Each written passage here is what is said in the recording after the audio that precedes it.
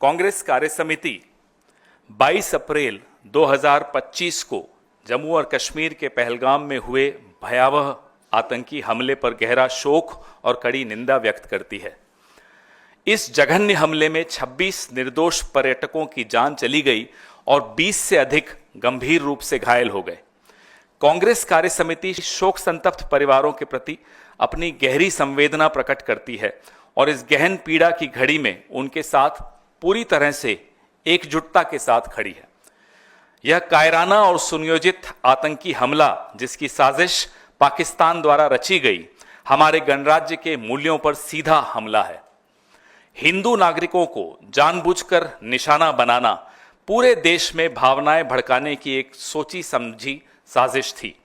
हम इस गंभीर उकसावे के बावजूद शांति बनाए रखने की अपील करते हैं और संकट की इस घड़ी में हमारी सामूहिक शक्ति को दोहराते हैं।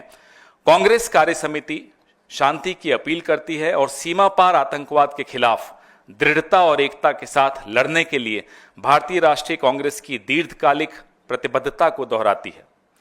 कांग्रेस कार्य समिति स्थानीय पोनी वाले और पर्यटक गाइडों को भी श्रद्धांजलि अर्पित करती है, जिनमें से एक पर्यटकों की रक्षा करते हुए शहीद हो गए। उन्होंने भारत की विचारधारा को जीवंत रखा। उनका बलिदान उस भारत की भावना को दर्शाता है जहां निस्वार्थ सेवा और मानवता सर्वोपरि है। राष्ट्र की सामूहिक इच्छा शक्ति को अभिव्यक्त करने के लिए भारतीय राष्ट्रीय कांग्रेस ने 22 अप्रैल की रात को ही माननीय प्रधानमंत्री की अध्यक्षता में सर्वदलीय बैठक बुलाने का आग्रह किया था। यह बैठक आज के लिए निर्धारित की गई है। यह ध्यान देने योग्य है कि पहलगाम एक अत्यंत सुरक्षित क्षेत्र माना जाता है, जहां त्रिस्तरीय सुरक्षा व्यवस्था लागू है। ऐसे में यह अत्यावश्यक है कि इस केंद्र शासित प्रदेश, जो सीधे सीधे केंद्रीय गृह मंत्रालय के अधीन आता है, में इस प्रकार के हमले को अंजाम देने में हुई खुफिया विफलताओं और सुरक्षा चूकों की व्यापक और गहन जांच की जाए। इन सवालों को व्यापक जनहित में उठाना आवश्यक है।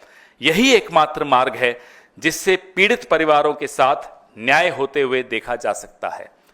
कांग्रेस कार्य समिति यह भी नोट करती है कि अमरनाथ यात्रा शीघ्र ही प्रारंभ होने वाली है। देश भर से लाखों श्रद्धालु इस वार्षिक यात्रा में भाग लेते हैं। उनकी सुरक्षा को राष्ट्रीय प्राथमिकता के रूप में देखा जाना चाहिए। इसके लिए ठोस, पारदर्शी और सक्रिय सुरक्षा उपाय तुरंत लागू किए जाने चाहिए। श्रद्धालुओं की सुरक्षा के साथ साथ जम्मू कश्मीर के उन लोगों की आजीविका की भी रक्षा की जानी चाहिए जिनका जीवन पर्यटन पर निर्भर करता है। यह कार्य पूरी ईमानदारी और गंभीरता के साथ किया जाना चाहिए। इस नरसंहार की जम्मू कश्मीर के सभी राजनीतिक दलों और समाज के विभिन्न वर्गों एवं सामान्य कश्मीरी नागरिकों द्वारा सर्वसम्मति से निंदा की गई। किंतु यह अत्यंत चौंकाने वाली बात है कि भारतीय जनता पार्टी इस गंभीर त्रासदी का दुरुपयोग अपने आधिकारिक और परोक्ष सोशल मीडिया मंचों के माध्यम से और अधिक वैमनस्य, अविश्वास, ध्रुवीकरण और विभाजन फैलाने के लिए कर रही है, जबकि इस समय सबसे अधिक आवश्यकता एकता और एकजुटता की है। धन्यवाद।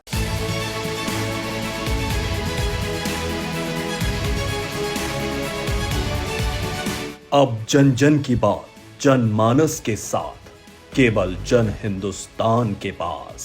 27 में सफा चट। ये जो लोग चिल्ला रहे समाप्तवादी समाप्तवादी, इस चुनाव के बाद और 27 में जनता इन्हें समाप्त कर देगी।